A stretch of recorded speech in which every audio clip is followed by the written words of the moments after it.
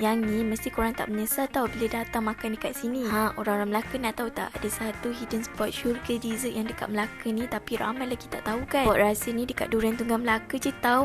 Nak tahu tak dia punya dessert dekat sini semua fresh bake setiap hari. Antaranya kek batik pistachio yang sangat moist. Lepas tu korang try dia punya bencis cake dia ni. Sangat creamy and then makan cair dalam mulut. Untuk korang yang suka sangat makan durian tu, Akak Jemda nak korang makan durian bencis cake ni. Dah lah gebu, berlemak, lepas tu bau durian dia memang pekat. Korang kena try tau. Nak yang manis-manis kan? Korang try dia punya cinnamon roll coklat. Yang ni Akak Jemda ambil 2 flavor, coklat dan juga pistachio. Yang ni kalau korang makan panas-panas, rasa dia melting sangat. Selain daripada kek, dessert, dekat sini pun ada kuih raya juga tau. Bila dah datang dekat sini memang rambang mata. Tempat dia comel je tapi bersih dan juga selesa. Kalau korang craving nak makan macam Akak Jemda makan ni, datang je dekat Tini Cookies and Dessert ni, okey? Jangan lupa datang. Bye. Assalamualaikum.